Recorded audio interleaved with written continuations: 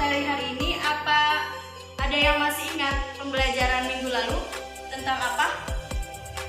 Ada Bu, saya Tentang apa, Anggun? APBN. Ya, APBN itu apa? Anggaran belanja negara yang disetujui oleh DPR. Ya. Nah, minggu sekarang kita akan membahas mengenai APBD. Dari pembelajaran hari ini diharapkan peserta didik itu dapat menganalisis mengenai APBD dalam pembangunan ekonomi. Pada pembelajaran hari ini, Ibu akan menggunakan model PBL atau Problem Based Learning, di mana nantinya kalian akan dibagi menjadi 3 kelompok. Nah, satu APBD, Saya Bu, ya izin. APBD itu merupakan anggaran, pendapatan, dan belanja daerah Bu. Ya, betul sekali. Jadi APBD ini merupakan wujud pengelolaan keuangan daerah yang ditetapkan setiap tahun dengan peraturan daerah.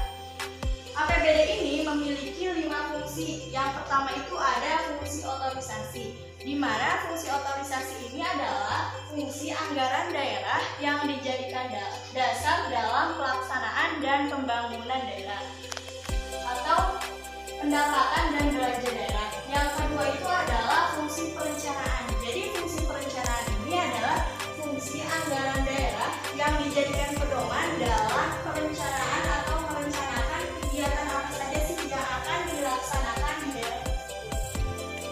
Lalu yang ketiga ini ada fungsi pengawasan, di mana fungsi pengawasan ini masih berkaitan dengan fungsi perencanaan yang tadi nomor 2, yaitu anggaran daerah dijadikan pedoman dalam menilai kegiatan yang telah dilaksanakan itu sudah sesuai dengan peraturan atau ketentuan yang berlaku atau belum.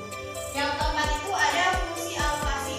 Fungsi alokasi ini adalah fungsi anggaran daerah harus dialokasikan sesuai dengan kegiatan yang ada di daerah. Jadi harus benar dan teliti. Yang terakhir itu ada fungsi distribusi. Jadi fungsi distribusi ini kebijakan anggaran daerah itu harus sesuai dengan ketentuan yang berlaku. Nah, selanjutnya Ibu akan membahas mengenai tujuan APBD. Jadi APBD ini disusun sebagai pedoman pendapatan dan belanja dalam melaksanakan kegiatan pemerintah daerah. Dengan adanya APBD ini, pemerintah itu mengetahui gambaran secara jelas tentang pendapatan dan pengeluaran selama 1 tahun. Jadi pemerintah daerah itu tahu pemasukan atau pengeluaran yang dilakukan pemerintah untuk kegiatan yang dilaksanakan. Yang selanjutnya mengenai sumber-sumber penerimaan APBD. Jadi sumber-sumber penerimaan APBD ini terdiri dari pendapatan asli daerah, yang kedua itu dana perimbangan, dan yang ketiga itu adalah pendapatan daerah yang sah. Pendapatan asli daerah ini adalah dana yang bersumber dari pungutan daerah tersebut. Contohnya itu ada pajak daerah, retribusi daerah, dan hasil pengelolaan kekayaan daerah yang dipisahkan. Lalu ada dana perimbangan. Jadi dana perimbangan ini adalah dana yang bersumber dari APBN yang dialokasikan kepada atau ke daerah tersebut. Dana ini bisa berasal dari dana bagi hasil, dana alokasi umum, dan dana alokasi khusus. Dan yang terakhir itu ada pendapatan daerah yang sah, yaitu terdiri dari hibah dan dana darurat. Hibah ini adalah bantuan yang tidak mengikat, sedangkan dana darurat itu adalah dana yang bersumber dari APBN yang diberikan kepada daerah karena adanya keadaan yang darurat seperti bencana alam dan yang lainnya. Nah, yang selanjutnya, yang terakhir itu adalah mengenai pengaruh APBD terhadap perekonomian. Jadi pengaruh APBD terhadap perekonomian ini terbagi menjadi 4. Yang pertama itu adalah APBD mampu memberikan pedoman bagi kegiatan pembangunan ekonomi di daerah.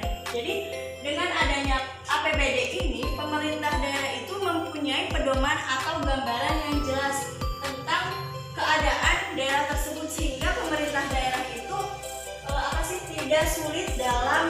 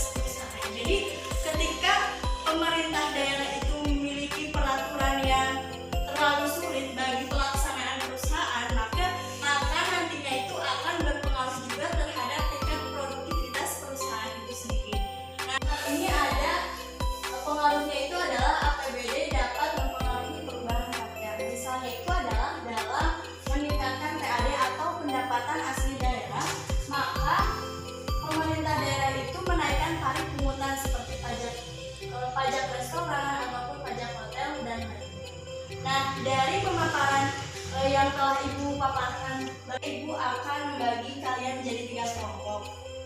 Ketua kelasnya bisa tolong membantu Ibu.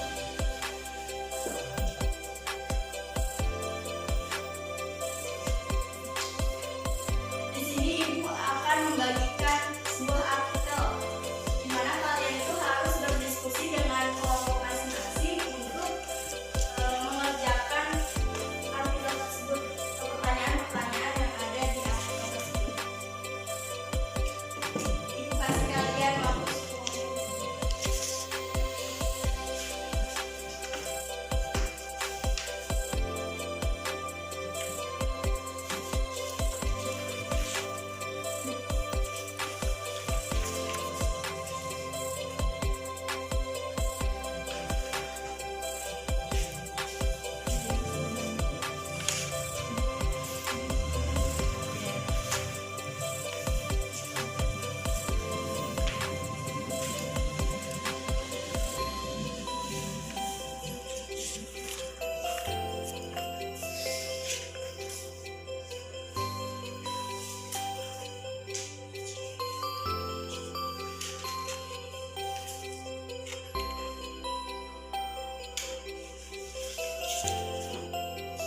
Nah, berhubung waktunya sudah selesai ya, silakan untuk perwakilan dari kelompok memaparkan hasil diskusi kalian. Kelompok 1.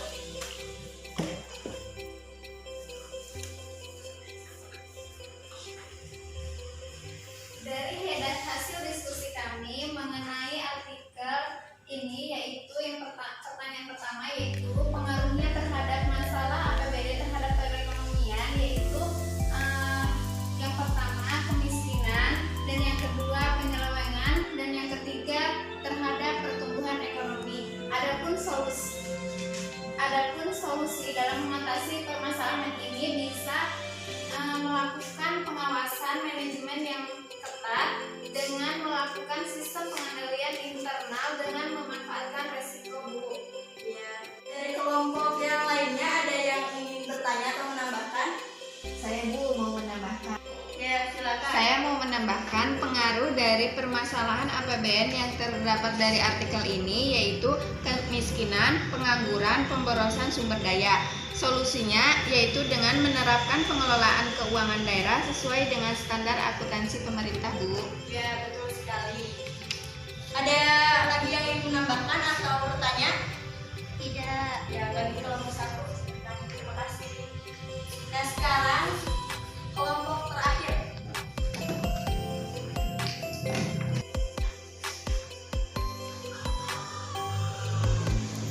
Pemaparan hasil diskusi kami yakni tentang penyelewengan dana atau anggaran, pemborosan sumber daya, terus dan pengangguran. Solusi dari permasalahan ini adalah menyusun penyelenggaraan APBD dengan teliti dan sesuai kebutuhan. Yang kedua adalah mencari setiap kegiatan yang akan dilaksanakan dan mencari anggaran yang dikeluarkan. Nah, bagi kelompok lain ada yang ingin menanggapi atau bertanya? Tidak, Bu. Oh iya, terima kasih untuk kelompok 3 bisa.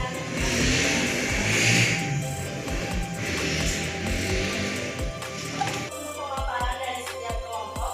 Jadi dari pemaparan tadi itu benar semua. Jadi selanjutnya Ibu akan menyampaikan atau melanjutkan materi yang tadi sudah dipaparkan di depan ya. Nah, sekarang Ibu akan membahas tentang jenis-jenis pengeluaran APBD.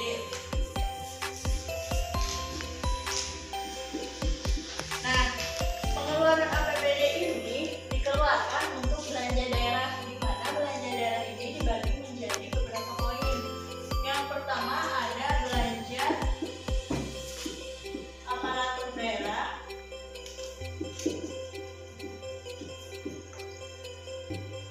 Yang kedua itu ada belanja pelayanan publik.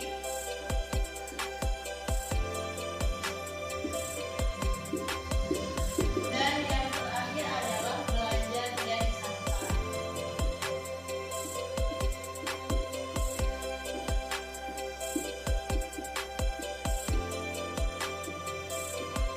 Nah, dari yang terakhir yaitu tentang mekanisme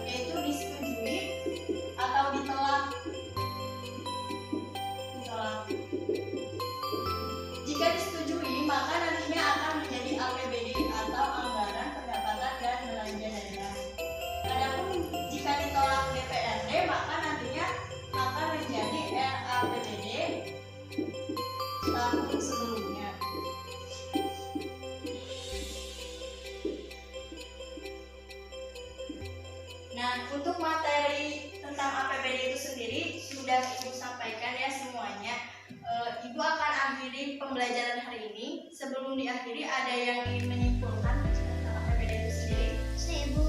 Oh iya, saudari Anggun. Jadi APBD atau anggaran pendapatan dan belanja daerah merupakan wujud pengelolaan keuangan daerah yang ditetapkan setiap tahun dengan peraturan daerah. Adapun fungsi dan tujuan dari APBD itu sendiri adalah fungsi otoritas, fungsi perencanaan, fungsi pengawasan, fungsi alokasi dan distribusi. Tujuan dari APBD yaitu APBD disusun sebagai pedoman pendapatan dan belanja dalam melaksanakan kegiatan pemerintahan daerah. Ya, bagus sekali jawabannya, saudari. Nah, selanjutnya Ibu akan membagikan tugas untuk kalian kerjakan di rumah ya. Untuk ketua kelas bisa bantu Ibu membagikannya.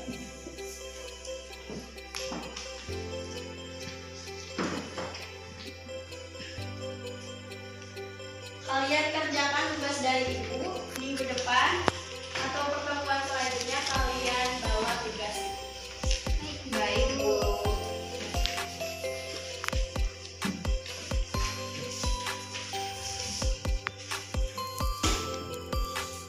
Untuk pembelajaran hari ini Ibu cukupkan sekian.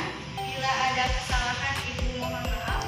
Bila topik wadudaya, wassalamualaikum warahmatullahi wabarakatuh. Waalaikumsalam warahmatullahi wabarakatuh.